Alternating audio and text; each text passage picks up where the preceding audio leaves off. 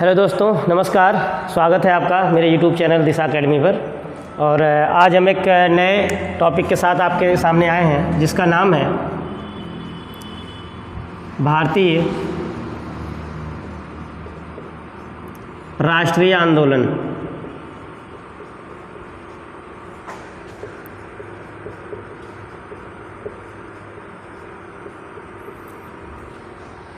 आधुनिक भारत से आजकल परीक्षाओं में बहुत सारे क्वेश्चन आते हैं और जिसमें भारतीय राष्ट्रीय आंदोलन बहुत ही इम्पोर्टेंट है। और देखते हैं इसको। हम भारतीय राष्ट्रीय आंदोलन को 3 चरण में बांट के पढ़ते हैं। जैसे बेसिकली यदि बात की जाए तो भारतीय राष्ट्रीय आंदोलन को हम 1885 से लेकर 1947 तक का मानते हैं। और अगर इन्हें हम 3 भागों में डिवाइड करें तो इस तरीके से हो सकता है कि पहला चरण हो जाएगा 1885 से 1905 ईस्वी तक। सेकंड चरण की बात करें तो होगा 1905 से 1919 तक। और अगर तृतीय चरण की बात करें तो 1919 से 1947 तक। और बात करें यदि आंदोलनों की तो हम उनको भी 3 फेज में बांट सकते हैं। अगर 1885 से लेकर 1919 से 5 तक बात करें तो यहाँ पर रहेगा, हम कह सकते हैं कि नरम दल का प्रभाव है। नरम दल 1905 से 1919 को हम गरम दल में डिवाइड कर सकते हैं। और 1919 से 1947 तक हम कह सकते हैं गांधी युग। दोस्तों, आपको पता होगा कि महात्मा गांधी 9 जनवरी 1915 को भारत में आते हैं और उन्होंने अपना राजनीतिक गुरु गोपाल कृष्ण गोखले को बनाया। गोपाल कृष्ण गोखले जी ने उनसे कहा कि आप 2 साल पहले भारतीय राजनीति को और भारतीय लोगों को समझिए, उसके बाद राजनीति में जाइए। तो फाइनली गांधी जी 1917 से पार्टिसिपेट करते हैं भारतीय राजनीति में और इसके बाद पूरा गांधी गांधी छाए रहते हैं जब तक देश आज़ाद नहीं हो जाता। तो बात करते हैं स्टार्टिंग की। अगर हम नरम दल की बात करें तो नरम दल में इनका जो नज़रिया था या जिन काम करने का जो तरीका था वो कह सकते हैं हम अनुनय और विनय का था। क्या था? अनुनय या हम कह सकते हैं विनय का। यानी कि अंग्रेज़ों के साथ ये किसी प्रकार की लड़ाई नहीं करते थे, अंग्रेज़ों के साथ मिलकर काम करना चाहते थे और उनसे अनुनय विनय की राजनीति किया करते थे। गरम दल पर बात करें तो ये लोग अनुनय विनय में विश्वास नहीं करते थे। इनका प्रदर्शन थोड़ा सा उग्र था और जैसे हम कह सकते हैं इनका मतलब धरना प्रदर्शन, हड़ताल, इन सब चीज़ों पर ये लोग विश्वास किया करते थे। ठीक है। और गांधी जी का आप सबको पता है कि बिल्कुल गांधी जी बिल्कुल अलग थे और इनका फंडा था सत्य, अहिंसा और सत्याग्रह। और ये कह सकते हैं हम कि गांधी जी ने कभी भी सत्य, अहिंसा और सत्याग्रह जो इनके आदर्श से इनसे इन्होंने कभी समझौता नहीं किया और पूरी राजनीति में इस पर टिके रहे। और बेसिकली गांधी जी का बहुत ही योगदान हमारे देश को आज़ाद कराने में। यहाँ समझते हैं थोड़ा सा। वो नरम दल में यदि बात करें तो कौन कौन लोग थे तो इसमें आपके हो जाएंगे W.C. बनर्जी, दादा भाई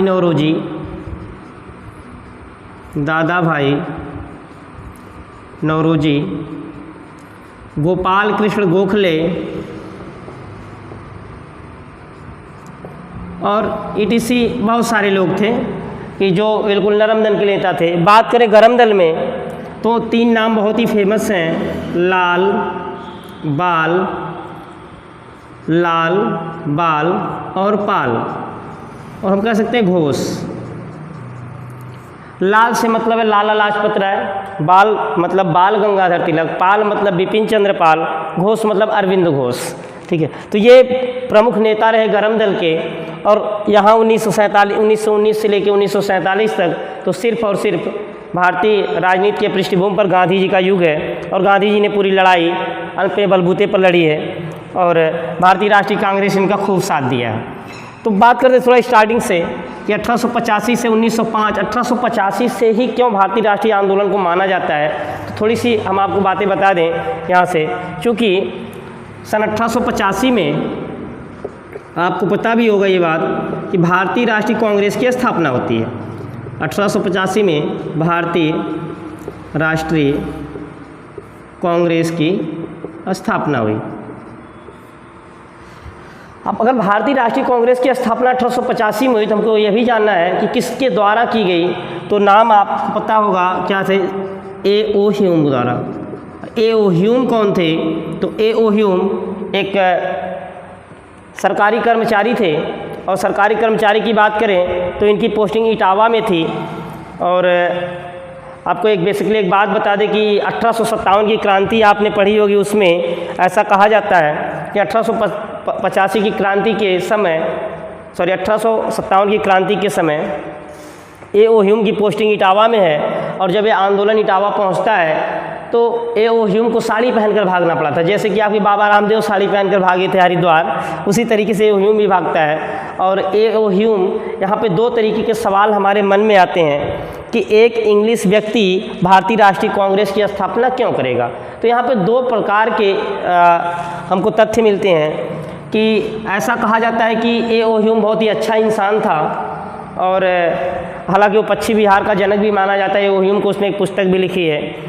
और दूसरी बात ये कह सकते हैं कि अंग्रेज़ों ने खुद अपने फ़ायदे के लिए इसकी स्थापना करवाई थी। तो दो प्रकार के सिद्धांत हैं जिनको हम बेसिकली ऐसे जानते हैं कि एक सिद्धांत है पहला वाला जिसको हम बोलते हैं तड़ित चालक का सिद्धांत, और दूसरा वाला जो थोड़ा निगेटिव सिद्धांत है वो बोलते हैं क्या, सेफ्टी वाल का सिद्धांत। सेफ्टी वाल का सिद्धांत। इन सिद्धांतों में बेसिक अंतर ये है कि देखिए बाल गंगाधर तिलक साहब ने सेफ्टी वाल का सिद्धांत दिया, और इन्होंने ये कहा कि कांग्रेस की स्थापना अंग्रेज़ों ने अपने फ़ायदे के लिए की थी। कि जिस तरीके से आपने प्रेशर कुकर देखा होगा, प्रेशर कुकर में एक सेफ्टी वाल होता है, और जैसे प्रेशर जब ज़्यादा होता है सेफ्टी वाल हट जाता है और गैस बाहर की तरफ निकल जाती है। इनके कहने का मतलब था कि जैसे अगर भारतीयों 1857 की क्रांति के बाद अंग्रेज़ इतना परेशान हो गए थे कि उन्हें लगा कि अगर ऐसी क्रांति फिर दोबारा ऐसी समस्या ना उत्पन्न हो जाए, तो एक ऐसी संस्था बना दिया जाए कि भारतीय लोगों के अंदर कोई भी असंतोष हो तो वह इस संस्था को बताएं, या संस्था हमें बताएगी तो हम क्या कर देंगे, इसका आसानी से दमन कर लेंगे, इसका हल निकाल लेंगे। तड़ित चालक का मतलब ये है कि इस सिद्धांत को मानने वाले लोग ये कहते हैं कि ऐसा कुछ भी नहीं था। भारतीयों ने खुद ए.ओ. ह्यूम से भारतीय राष्ट्रीय कांग्रेस की स्थापना कराई थी, और यह इसलिए कराई थी कि जिस प्रकार बड़ी बड़ी बिल्डिंग्स में एक तड़ित चालक लगा होता है कि जब कोई बिजली गिरती है तो क्या होता है, तड़ित चालक से टकराकर वापस चली जाती है। तो यदि ए.ओ. ह्यूम इस संस्था का अध्यक्ष रहेगा तो अंग्रेज, चूँकि अंग्रेज एक अंग्रेजी व्यक्ति के खिलाफ उतनी दमनकारी नीति नहीं अपनाएंगे, ठीक है, तो यहाँ से वो रवैया उनका नरम होगा। तो ये था तड़ित चालक वाला। फिलहाल हम स्पष्टतः यह नहीं कह सकते कि भारतीयों ने भारतीय राष्ट्रीय कांग्रेस की स्थापना कराई कि यह लॉर्ड डफरिन की उपज थी, क्योंकि ऐसा कहा गया है कि बाल गंगाधर तिलक साहब ने कह दिया, या बहुत सारे राइटरों ने ये कहा कि ये तो लॉर्ड डफरिन की चाल थी, या लॉर्ड डफरिन के मन की उपज थी कि भारतीय राष्ट्रीय कांग्रेस बनाई जाए। क्योंकि जब 1885 में भारतीय राष्ट्रीय कांग्रेस की स्थापना हुई तो उस समय भारत का गवर्नर जनरल लॉर्ड डफरिन ही था। तो बात को ध्यान देंगे। अब कारण कुछ भी हो, क्योंकि आपको एक चीज़ बता दें हम कि जो जितने भी कांग्रेस के अधिवेशन हुए, जो भारतीय राष्ट्रीय कांग्रेस का जो पूरा का पूरा इतिहास है ये पूरा लिखित है, और एक व्यक्ति ने इसको पूरा लिपिबद्ध किया है। लेकिन अब किसने लिखा है ये भी हम आपको बता दें, आपकी परीक्षा में प्रश्न पूछा जा सकता है कि भारतीय राष्ट्रीय कांग्रेस का पूरा इतिहास किस व्यक्ति ने लिखा है। तो ये किसने लिखा है, आपने एक नाम सुना होगा जिनका नाम है पट्टाभी सीतारामैया। पट्टाभी सीतारामैया, इन्होंने पूरे भारतीय राष्ट्रीय कांग्रेस के इतिहास को लिखा है। लेकिन अफसोस इस बात का है कि भारतीय राष्ट्रीय कांग्रेस की स्थापना के बारे में इन्होंने कुछ भी नहीं लिखा है। तो यही समस्या है। पट्टाभी सीतारामैया के बारे में थोड़ा जान लीजिए। वही व्यक्ति हैं, आपको पता है कि 1938 ईस्वी में कांग्रेस का एक अधिवेशन होता है जिसको हम हरिपुरा अधिवेशन के नाम से जानते हैं, और जिसमें कांग्रेस के अध्यक्ष चुने गए सुभाष चंद्र बोस जी, ठीक है। 1939 ईस्वी में सेकेंड अधिवेशन होता है जिसको हम त्रिपुरी अधिवेशन के नाम से जानते हैं, और उसमें भी महात्मा गांधी, उसमें पट्टाभी सीतारामैया वो यही व्यक्ति हैं, इनको वह अध्यक्ष बनाना चाहते थे। लेकिन जो और लोग थे भारतीय राष्ट्रीय कांग्रेस के, वो लोग सुभाष जी को दोबारा अध्यक्ष बनाना चाहते थे। फाइनली गांधी, दोनों में इलेक्शंस होते हैं और आपको अच्छे तरीके से पता है इस इलेक्शन में पट्टाभी सीतारामैया की पराजय हो जाती है और सुभाष चंद्र बोस जी जीत जाते हैं। ठीक है, फिलहाल वो बात हम आगे जब पढ़ाएंगे आपको आज़ाद हिंद फौज, तो उसमें बताएंगे, सुभाष जी को पढ़ाएंगे तब बताएंगे सारी बातें। यहाँ समझिए वही पट्टाभी सीतारामैया हैं जिन्होंने पूरे भारतीय राष्ट्रीय कांग्रेस का इतिहास लिखा है। तो ये बातें हो गई। अब बात करते हैं सत्याग्रह की। ठीक है, तो देखिए 1885 से लेकर 1905 तक भारतीय राष्ट्रीय कांग्रेस या जितने भी नरम दल के नेता थे वो सिर्फ अपनी बातें अंग्रेज़ों को पहुँचाते, उनसे अनुनय विनय करते थे।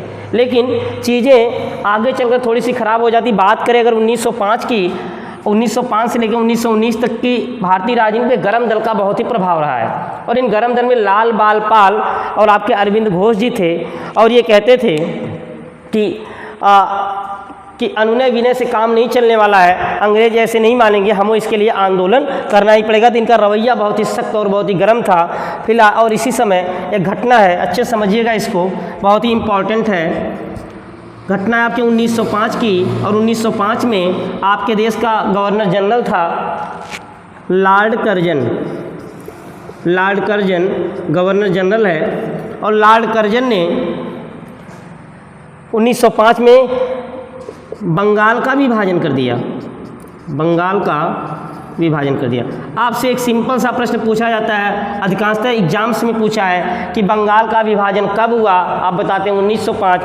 किसके द्वारा किया गया? कौन गवर्नर जनरल था? तो आप बताएंगे लॉर्ड कर्जन। ठीक है, अब बंगाल का विभाजन समझिए। तो जब हम बंगाल का नाम लेते हैं तो आप ये मत समझिए कि बंगाल जो आपका वर्तमान में पश्चिम बंगाल है, ऐसा कुछ भी नहीं है। बंगाल उस समय बहुत ही बड़ा था। चूँकि जब लॉर्ड कर्जन से ये बात, चूँकि भारतीयों को यह बात बहुत ही बुरी लगी और भारतीय नहीं चाहते थे कि बंगाल का विभाजन किया जाए, और इसके बाद एक बहुत ही बड़ा आंदोलन चला। आप जानते हैं उस आंदोलन का नाम था बंग भंग आंदोलन। बंग भंग आंदोलन, या इसी आंदोलन को हम एक दूसरे नाम से जानते हैं जिसका नाम है स्वदेशी आंदोलन। स्वदेशी आंदोलन। और ये पूरा का पूरा आंदोलन गरम दल के द्वारा चलाया गया था बंगाल विभाजन के विरोध में। बंगाल की बात करें तो अगर अब जो लॉर्ड कर्जन जो तर्क देता है वो कहता है कि बंगाल इतना बड़ा है, इसकी जनसंख्या इतनी ज़्यादा है कि इसकी प्रशासनिक चीज़ें इसको देखने में बड़ी समस्याएं आ रही हैं। बंगाल के विकास के लिए बंगाल का विभाजन बहुत ही ज़रूरी है। और बंगाल सच में बड़ा था। अगर बात की जाए उस समय के बंगाल की तो आप जानते हैं पूरा का पूरा बांग्लादेश, वर्तमान का बिहार, वर्तमान में आपका जो झारखंड है, वर्तमान में पश्चिम बंगाल और वर्तमान का उड़ीसा, इनसे मिलकर बना होता था उस समय का बंगाल। तो सच में बंगाल बहुत बड़ा था। ऐसा कह सकते हैं कि पूरे भारत की लगभग 25% जो आबादी है वो सिर्फ और सिर्फ बंगाल में निवास करती थी। तो यह तर्क देता है लॉर्ड कर्जन कि बंगाल के विकास के लिए बंगाल का विभाजन बहुत ज़रूरी है। लेकिन अगर मेन मुद्दे की बात करें तो ऐसा कुछ भी नहीं था। आपको अच्छे से बता दें कि जो बंगाल का विभाजन होता है इस तरीके से, तो अभी आपको पता है कि 1947 में भारत का बंटवारा हो गया और दो कुल मिला जुला के भारत और पाकिस्तान में देश बट गया। एक बना आपका पूर्वी पाकिस्तान, एक बना आपका पश्चिमी पाकिस्तान, बीच में आपका बच गया इंडिया। क्योंकि तब उस समय बांग्लादेश नाम का कोई देश नहीं था। याद रखिएगा जो रेडक्लिफ साहब ने जो लाइन खींची है, जिस समय 1905 में जो बंगाल का विभाजन हुआ था, वहीं से बाद में आपका बन गया पूर्वी पाकिस्तान, जो वर्तमान में बांग्लादेश के नाम से जाना जाता है। ठीक है, तो कहने का मतलब क्या, लॉर्ड कर्जन की मंशा ये थी, समझिएगा, यहाँ पर जो आबादी थी लगभग पूर्वी बंगाल में वो 70% मुस्लिम की थी। यहाँ पर मतलब ये मुस्लिम बहुल एरिया था और ये वाला जो एरिया है यहाँ पे हिंदुओं की जनसंख्या ज़्यादा थी। तो जो बंगाल का विभाजन किया गया वो सांप्रदायिक आधार पर किया गया था। लॉर्ड कर्जन की ये सोच थी कि बंगाल का विभाजन करके हिंदू मुस्लिम राइट कराना या लोगों में फूट डालना। सेकेंड कारण ये था कि अब तक के जितने भी विद्रोह हो रहे थे वो सारे के सारे विद्रोह बंगाल से ही हो रहे थे। मतलब विद्रोह का जो केंद्र था वो बंगाल था। तो लॉर्ड कर्जन ये चाहता था अगर बंगाल का ही विभाजन कर दिया जाए तो विद्रोह का जो केंद्र है ये मामला यहाँ से ख़त्म हो जाएगा। तो ऐसी सोच थी लॉर्ड कर्जन की। और जैसे ही बंगाल का विभाजन होता है भारत में बहुत सारे आंदोलन, ये आपका आंदोलन 1905 में शुरू हो जाता है गरम दल के द्वारा, जिसको हम बंग भंग आंदोलन या स्वदेशी आंदोलन के नाम से जाने जाते हैं। और इस आंदोलन के तहत काम क्या किए गए, तो काम का मतलब है, ये कहा गया कि हम विदेशी चीज़ों का बहिष्कार करेंगे, विदेशी चीज़ों का बहिष्कार करेंगे। और इसके तहत जितनी भी विदेशी वस्तुएं थीं उन सब की होली जलाई गई। और ये कहा गया कि हम स्वदेशी आंदोलन, इसका नाम था, कि अपने देश की चीज़ें वस्तुओं को इस्तेमाल करेंगे और किसी भी विदेशी चीज़ को ना तो खरीदेंगे ना ही तो इनका इस्तेमाल करेंगे। ऐसे में अधिकांशतः विदेशी सामानों की होली जलाएगी। और ये कहा गया कि हम किसी भी तरीके से अंग्रेज़ों का सहयोग नहीं करेंगे, उनके काम में उनका सहयोग नहीं करेंगे। और मिलों में हड़तालें हो गई, कामगारों ने, कर्मचारियों ने अपने काम को छोड़ दिया। अधिकांशतः धनी व्यक्तियों ने उस समय के खुद की फैक्ट्रियां लगाई काम देने के लिए, लेकिन पैसे का अभाव कारण बाद में मामला अच्छे से चल नहीं पाया। और यहाँ पर एक प्रश्न बना था आपके पीसीएस के एग्ज़ाम में कि कौन सा ऐसा व्यक्ति है जिसने ये कहा था कि विदेशी सामानों की होली जलाना एक सामान की निष्ठुर बर्बादी है। तो ऐसा समझिएगा, इसको कहा था रविंद्रनाथ टैगोर जी ने। रविंद्रनाथ टैगोर जी ने, कहने का मतलब बात भी सही है कि चूँकि जो भी सामान जलाए गए वो भारतीयों ने पहले से परचेज कर लिए थे, और जो सामान हम खुद खरीद के लेके आए हैं उसका पैसा पेमेंट कर दिया है, अगर उसी सामान को हम जलाएं इससे अंग्रेज़ों को कोई नुकसान होने वाला नहीं था। ठीक है, तो ऐसा कहा जा सकता है। इसीलिए रविंद्रनाथ टैगोर जी ने कह दिया ये कि वस्तुओं की निष्ठुर बर्बादी है विदेशी सामानों को जलाना। ठीक है, रविंद्रनाथ टैगोर के नाम से दो बातें याद रखिए इस आंदोलन से। और इसी समय बंग भंग आंदोलन के समय ही रविंद्रनाथ टैगोर के द्वारा एक गाना लिखा गया जिसको हम बोलते हैं अमार सोनार बांग्ला। ये गीत इनके द्वारा लिखा गया, और आपको अच्छे तरीके से पता होगा वर्तमान में बांग्लादेश का राष्ट्रगान भी यही है, अमार सोनार बांग्ला। रविंद्रनाथ टैगोर भारत के एक ऐसे व्यक्ति या दुनिया के एक ऐसे व्यक्ति हैं जिनके लिखे हुए दो सॉन्ग दो देशों के राष्ट्रगान के रूप में गाए जाते हैं। जैसे जनगण मन अधिनायक जय, ये भारत का राष्ट्रगान है। अमार सोनार बांग्ला, ये बांग्लादेश का राष्ट्रगान है। और दोनों ही राष्ट्रगान रविंद्रनाथ ठाकुर ने लिखे या टैगोर जी ने लिखे।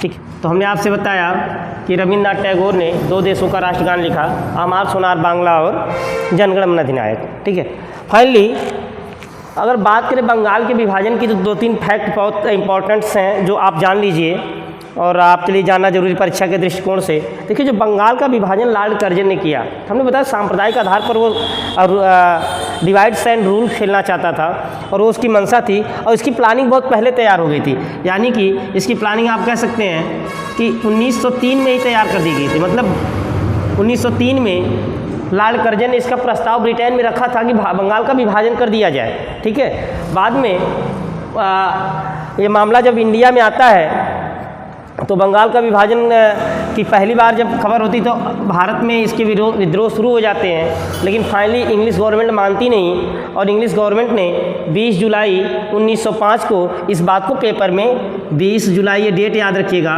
20 जुलाई 1905 में इस बात को अखबार में निकाल दिया कि बंगाल का विभाजन किया जाएगा। और इसके बाद बहुत सारे विद्रोह होते हैं। फाइनली 7 अगस्त 1905 को, 7 अगस्त डेट याद रखिएगा, 7 अगस्त 1905 को बंगाल का विभाजन कर दिया गया। क्या कर दिया? बंगाल का विभाजन हो गया।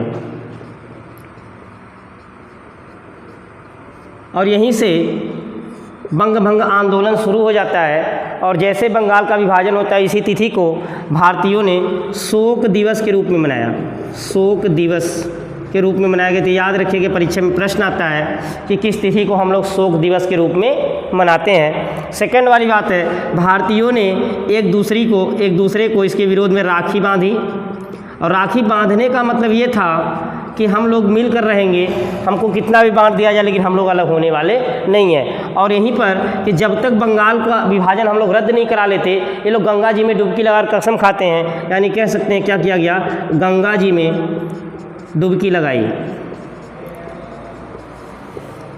हम आपको बता चुके हैं कि अंग्रेज़ जो है, अंग्रेज़ों का मकसद था कि डिवाइड एंड रूल और हिंदू मुस्लिम में एक ऐसी खाई खींच देना जो कभी भी ना पटे। और बात भी सही है, जो लाइन खींच कर चले गए अंग्रेज़, आज तक भी वह हम कह सकते पूर्णतः वह खाई पट नहीं पाई, और उनका मकसद यही था। और आपको अच्छे से पता होगा कि मार्ले मिंटो सुधार के समय भी ऐसा सांप्रदायिक आधार पर पहली बार जब इलेक्शन कराए गए तो मार्ले ने जो पत्र लिखा उसमें लिखा था कि हम नाग के दांत बो रहे हैं और इसके परिणाम बहुत ही दुष्प्रभावी होंगे। तो बातें सेम वही थी, यहीं से मामला शुरू हो गया था बांटने का और अंग्रेज़ों को यहाँ मौका मिल गया। उन्होंने कहा कि देखिए राखी हिंदू लोग मनाते हैं, राखी का त्यौहार अब गंगा जी में डुबकी हिंदू लोग लगाते हैं। तो बेसिकली ये जो प्रदर्शन है, ये जो विरोध है, ये सिर्फ हिंदू लोग कर रहे हैं, मुस्लिम इसमें तो कहीं नहीं है। तो ये चीज़ें हैं, इस तरीके से उन्होंने सांप्रदायिक आधार पर लोगों को बांटने की कोशिश की। फिलहाल आंदोलन बहुत ही अच्छे तरीके से चला और बहुत भारत में पूरी तरीके से गरम दल के नेताओं के प्रभाव में जनता ने पूरा इसका विरोध किया। लेकिन हम कह सकते हैं कि आंदोलन का जो लक्ष्य था बंगाल के विभाजन को रद्द कराना, उसमें वो सफल नहीं हो पाए और ये आंदोलन बड़ा लंबा चला और फाइनली हम कह सकते हैं बंगाल का जो विभाजन है वह जाके 1911 ईस्वी में रद्द किया जाता है। 1911 ईस्वी में रद्द किया जाता है। तो ये सारी चीज़ें हैं। तो अगर वस्तुतः हम कहें कि बंगाल का बंग भंग आंदोलन या स्वदेशी आंदोलन अपने लक्ष्य में सफल हुआ कि नहीं हुआ, तो सफल तो नहीं हुआ, लेकिन ये पूरी तरीके से असफल भी नहीं था। फिलहाल अगर बात करें भारतीयों में इस आंदोलन की कहने की प्रेरणा कहाँ से मिले, कभी कभी ये प्रश्न पूछता है। चूँकि देखिए अंग्रेज़ जब भारत में आए उन्होंने यह बात लोगों को समझा डाली थी भारतीयों को कि यूरोपियों को हराना मुश्किल ही नहीं नामुमकिन है। वो कहते हैं कि यूरोपियों को कोई हरा ही नहीं सकता या यूरोपीय कभी हार ही नहीं सकते, और यह बात भारतीयों ने बड़े आसानी से एक्सेप्ट कर ली। बाद में अब देखिए इसी समय क्या होता है कि आपको बता दें, एक इथोपिया, आपने नाम सुना होगा इथोपिया, यह देश का नाम है जो आप कह सकते हैं अफ्रीकी महाद्वीप अफ्रीका में पड़ता है और इस पर कब्जा था इटली का। 1905 की घटना है कि यहाँ पर इथोपिया के लोगों द्वारा इटली की सरकार को उखाड़कर फेंक दिया जाता है। बहुत भारी विरोध होता है और इटली की सरकार वहाँ से, इटली का जो कब्जा था, ये लोग वहाँ से छोड़कर भाग जाते हैं, मजबूर हो जाते हैं छोड़ने पर। तो अब ये बात जब भारतीयों ने पढ़ी, भारतीय अखबारों में जब आता है भारतीय, अभी आपको पता है कि लॉर्ड मैकाले आपके यहाँ इंग्लिश शिक्षा का जनक कहा जाता है। वो जब भारतीय इंग्लिश सीख गए तो भारतीयों ने इंग्लिश साहित्य को पढ़ना शुरू किया। जब इंग्लिश साहित्य को पढ़ना शुरू किया और जो वर्तमान उस समय जो विश्व पटल पर ऐसी ऐसी घटनाएं घटित हो रही थी कि भारतीयों को उससे बहुत कुछ सीखने को मिला और उनको उनका यह भ्रम टूट गया कि यूरोपियों को हराया नहीं जा सकता। क्योंकि इसी समय की घटना है कि इथोपिया पर इटली का कब्जा था और इटली से भगा दिया गया इथोपिया के लोगों के द्वारा। सेकंड, दूसरी बात ये थी कि उसी समय की घटना, तात्कालिक घटना थी कि रूस पर जापान ने आक्रमण कर दिया। रूस या जापान का क्या हो जाता है, रूस और जापान में युद्ध हो जाता है और इस युद्ध में आपको अच्छे तरीके से पता है कि रूस को तब सोवियत संघ बोलते थे और सोवियत संघ में लगभग अगर वर्तमान की बात करें तो उस समय सोवियत संघ में 14 देश हुआ करते थे। जब सोवियत संघ से टूटता है रूस और 14 देश टूट के अलग हो जाते हैं। इसके बावजूद भी वर्तमान में रसिया दुनिया का सबसे बड़ा देश है। अब समझिए तो उस समय कितना बड़ा रहा होगा।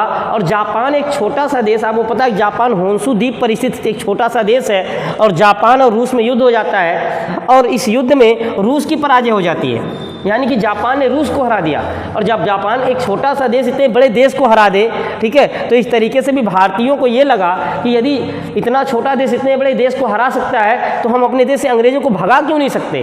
तो ये सारी चीज़ें हैं इस तरीके से, जो कि बहुत सारे विश्व पटल पर ऐसी ऐसी घटनाएं घटी जिससे भारतीयों के अंदर ये प्रेरणा आई और भारतीय लोग आंदोलन करने के लिए प्रेरित हो जाते हैं। फाइनली हम ये कह सकते हैं कि आंदोलन अच्छा रहा, लेकिन अपने जो लक्ष्य को लेकर चला तो उस लक्ष्य की प्राप्ति नहीं कर सका, तो स्वदेशी आंदोलन असफल हो गया। आज के लिए इतना ही, धन्यवाद।